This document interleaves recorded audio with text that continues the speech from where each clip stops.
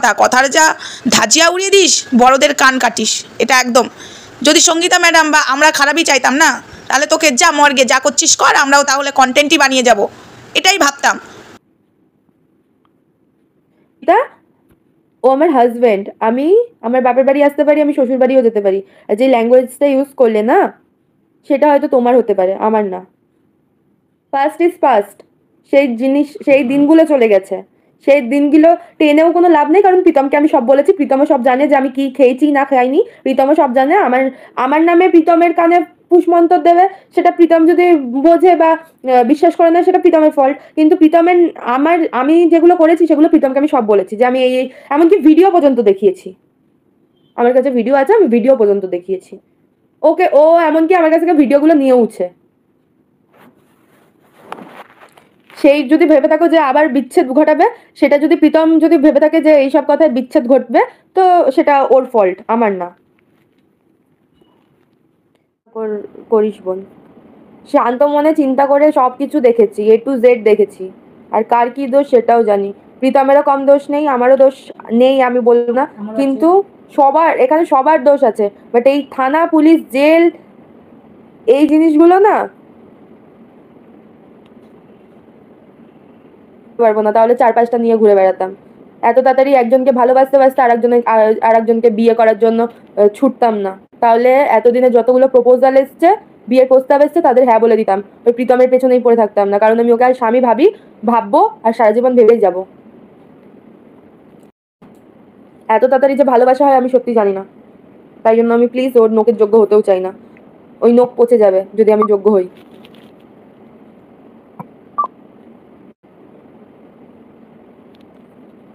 কি করছিস? হাইড করলাম তোকে।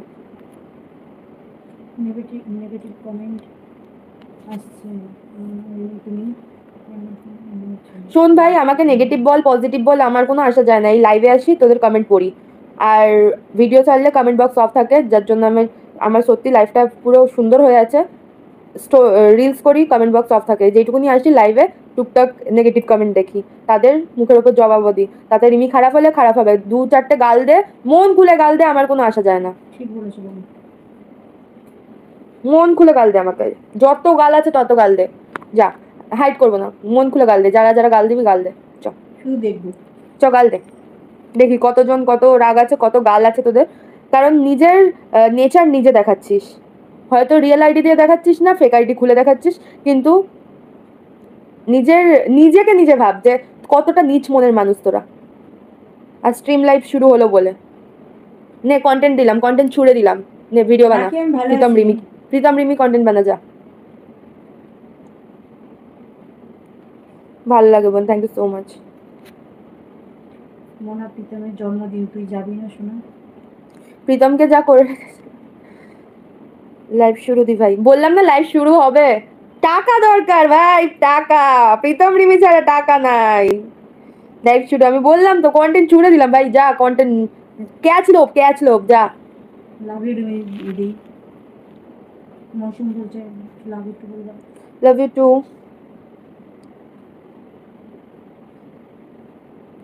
এভাবেই লাইভে বসে গেছে, আমি তো ইচ্ছা করে কন্টেন্ট দিলাম, যা ভাই, খেতে পাবি না, বাড়িতে সংসার চলবে না, কখনো হয়, খা, মন খুলে খা।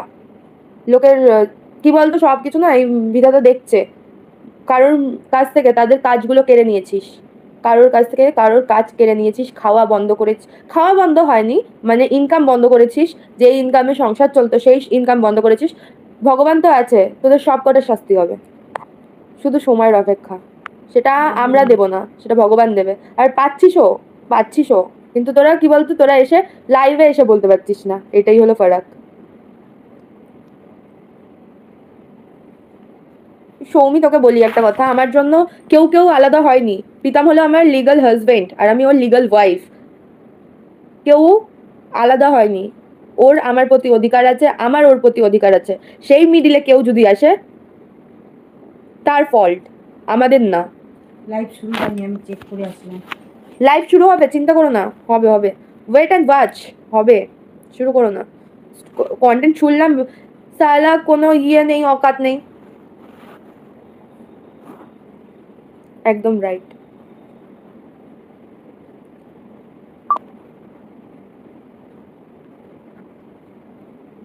বয়স তো কম হয়নি যে পোত পাকবে না, বলো? এত রাগ কেন? এত রাগ কেন? নিজের হাজব্যান্ডের ওপর যদি এত টর্চার হয়, তাহলে তোমার হাজব্যান্ডের ওপর যদি এত টর্চার হয়, তাহলে রাগ কোথায় থাকে সেটা তুমি বুঝতে পারতে, যে এত রাগ কেন আমার, এত রাগ হচ্ছেই বা কেন আমার। ওর সাথে ঝামেলা করি, ঝগড়া করি, মারপিট করি, যা খুশি বলি, কিন্তু ওর প্রতি কেউ যদি আঁচড় দেয়, তাকে শেষ করে দেবো আমি।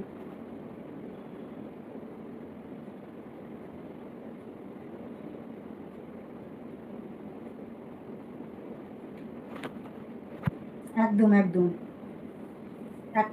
ওই যে টিকমার্ক যে সে কথাটা ঠিক বলেছে। কি বলছে? ওদের বড়েরা কিছু বলে না, কন্ট্রোভার্সি নিয়ে। সিরিয়াসলি তোদের ফ্যামিলিদের তোরা যে এত গাল দিস, এত নোংরা নোংরা ল্যাঙ্গুয়েজ ইউজ করিস, আবার বলিস প্রীতম রিমি এত খারাপ ল্যাঙ্গুয়েজ। আমরা মানলাম আমাদের শিক্ষা নেই, আমাদের শিক্ষা দেয়নি, আমরা ছোট থেকে শিক্ষা পাইনি, আমার মা বাবা শিক্ষা দেয়নি, প্রীতমের মা বাবা শিক্ষা দেয়নি, তাই প্রীতমের দুটো বিয়ে, আর আমিও ছোট বয়সে পোত পেকে গেছে, তাই জন্য আমি বিয়ে করে ফেলেছি আর কারোর জীবন নষ্ট করেছি। কিন্তু তোদের ফ্যামিলি কি করে? তোরা যে এরকম মানে এতগুলো লাইভে বসে পড়িস, কিচ্ছু বলে না তোদের ফ্যামিলিরা? কেমন ফ্যামিলি রে? তার মানে নিজের স্বামীকে হাতের মধ্যে এরকম করে নিয়ে রেখে দিয়েছিস টুকটাক করে।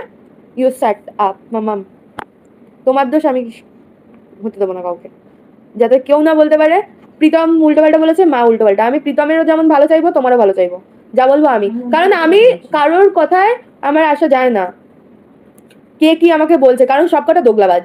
আমাকে খারাপ বলবে প্রীতমের নামে, সেই মানুষটাই গিয়ে প্রীতমকে খারাপ বলবে আমার নামে। অসভ্য ইতরগুলো।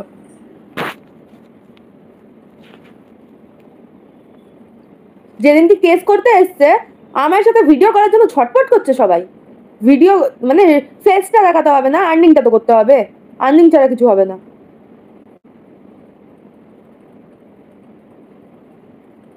বন্ধু চলে এলাম। কেমন আছো? ভালো আছো? পাল্টিবাজ। শোনো, পাল্টিবাজ কিছুই না। মুখে আমি যেটা বলি, আমার প্রত্যেকটা লাইভে দেখো প্রীতমের সাথেই থাকি, প্রীতমের ভুল করলে প্রীতমকে বলি, ভুল যেটা করে না সেটা যখন প্রীতমের নামে দোষ চাপানো হয়, প্রীতমের হয়েই বলি। কারণ আমি যদি প্রীতমের সাথে ঝামেলা হয় সেটাও বলি, প্রীতম যেটা দোষ করবে না সেটাও বলি। এই পাল্টিবাজ জিনিসটা দু নৌকায় পা দিয়ে আমি চলি না। দু নৌকায় পা দিয়ে চললে না, এতদিনে 4-5টাকে নিয়ে ঘুরে বেড়াতাম, বা অন্য কাউকে বিয়ে করে নিতাম, বা অন্য জনের সাথে সেটেল হয়ে যেতাম, ওর জন্যই অপেক্ষা করতাম না। পাল্টিবাজ রিমিকে বলবে না অন্ত। হ্যাঁ বলতে পারো, তোমাদের সেটা তোমাদের ইচ্ছে, বলো। যারা আজ রিমির হয়ে বলছিল কিছুদিন আগে প্রীতমকে যা নয় তাই বলছিল, তারা কিছুদিন আগে প্রীতমের পরে ছিল রিমিকে যা নয় তাই বলেছে। তারপরে এখন প্রীতম রিমি দুজনেই খারাপ, এরা প্রচন্ড খারাপ। রিমি তো সাইকো, রিমি তো পাগল। আয় ভাই আমাকে এসে চিকিৎসা করা। সব থেকে বড় কথা, তোমার বর এর এত প্রবলেম কি বোঝে না তোমাদের লাইফে। সিরিয়াসলি অ্যাকচুয়ালি কি বলতো, পুরো লাইফটা শেষ করে দিচ্ছে এরা। এরা নাকি সংসার জুড়তে এসছে না ভাঙছে সেটা।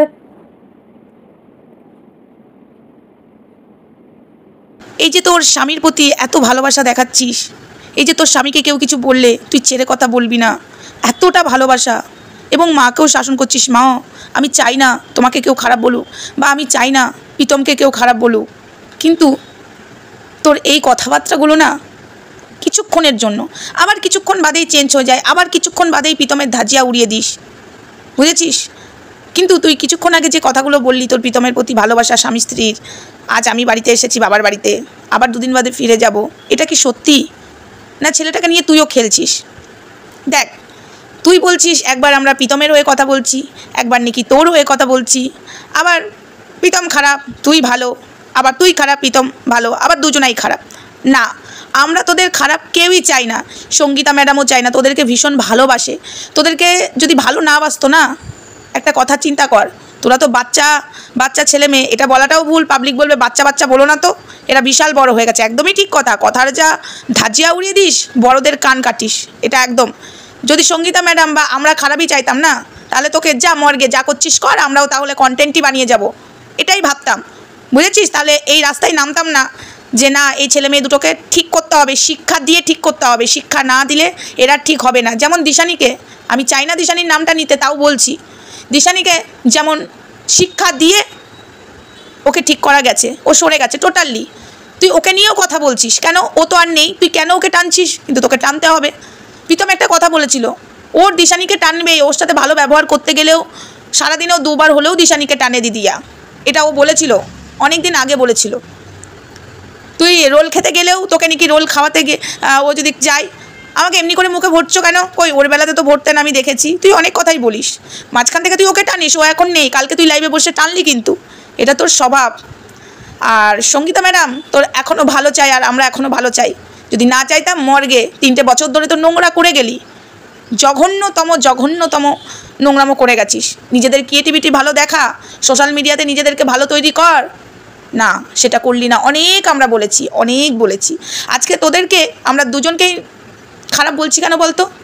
তোরা সত্যিই রে খারাপ, তোরা কোনো দিক থেকে ভালো হওয়ার জায়গা রাখছিস না, নিজেরাই জায়গা দিচ্ছি আমরা, কিন্তু তোরা রাখছিস না। এরকম করলে তো হবে না, ছোটো ছোটো ছেলেমেয়েরা তো খারাপ হয়ে যাচ্ছে। আর তুই যে কথাগুলো বলছিস না, নে তোদেরকে কন্টেন্ট দিলাম, নে তোরা বসে পড়, নে তোদের তো খাবার জোটে না, আমাদেরকে নিয়ে খাবার জোটে, এই যে কথাগুলো বলছিস না, তোকে পাগল বলা যাবে না, তোকে সাইকো বলা যাবে না। অ্যাকচুয়ালি তুই কন্ট্রোভার্সি করতে চাইছিস, তুই এটা বুঝতে পারছিস না যে খারাপ জায়গায় পৌঁছে যাচ্ছিস, ভালো জায়গায় পৌঁছাচ্ছিস না। মানুষ তোদেরকে খারাপ চোখে দেখছে, তোদেরকে ভালো চোখে দেখছে না। পাবলিকের রিয়াকশান দেখেছিস তোর কমেন্টের?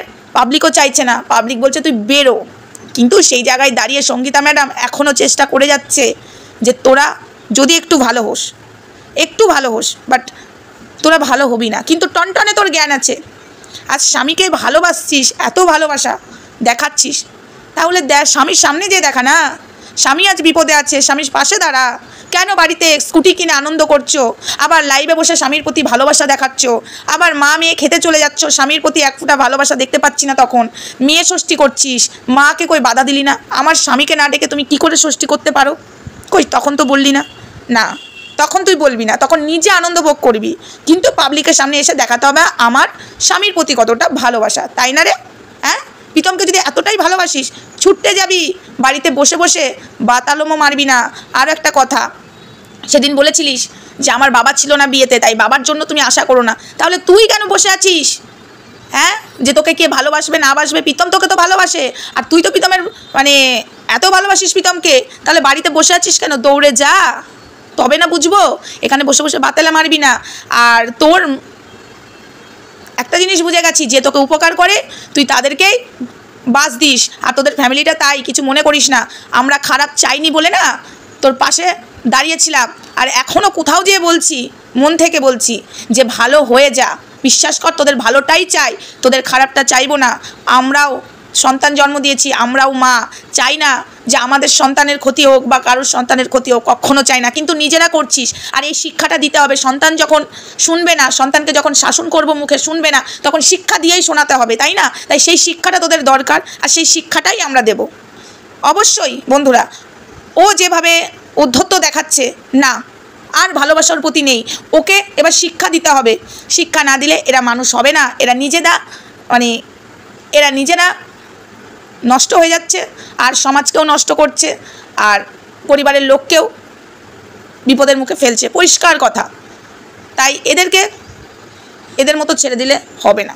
অনেক হয়েছে, 3টে বছর ধরে তো নোংরামো করলি, এবার একটু শিক্ষাটা দরকার। এবার শিক্ষা হয়ে যদি ভালো হোস, খুব ভালো কথা, অবশ্যই ভালো হবি, খারাপের পথে আর যাবি না, এমন শিক্ষা দেওয়া হবে।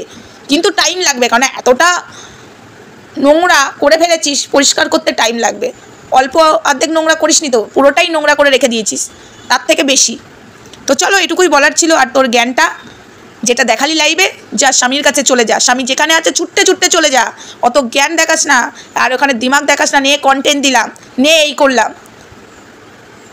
মানুষকে ছোট করতে খুব পারিস, আজকে তাই জন্যই তো এই অবস্থা, আজকে তাই জন্য তোর, আর কি বলবো, বললে বেশি বড় কথা হয়ে যাবে, তখন বলবি আমাকে এই বলছে, আমাকে ওই বলছে।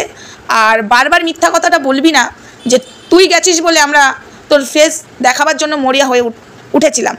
যদি সেটাই হতো, তাহলে আমাদের চ্যানেলে তোর ফেস ঘুরে বেড়াতো সারাক্ষণ তোর ফেসটা ঘুরে বেড়াতো সেদিনকার যে গেছিলাম কালনা, সেদিনকার ভিডিওতে, বুঝেছিস?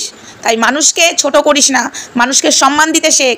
সম্মান যদি না দিস, সম্মান পাবি না। আর তোর মা তো বসে আছে ইন্দং যোগাবার জন্য, ওইদিকে প্রীতমের মা, এদিকে তোর মা, একদম পারফেক্ট, একদম। তো চলো বন্ধুরা, ভিডিওটা এখানেই রাখলাম, আবার আসছি নেক্সট ভিডিও নিয়ে, সোমা ওয়ার্ল্ডে, রকস্টারে। আপাতত এইটুকুই থাক।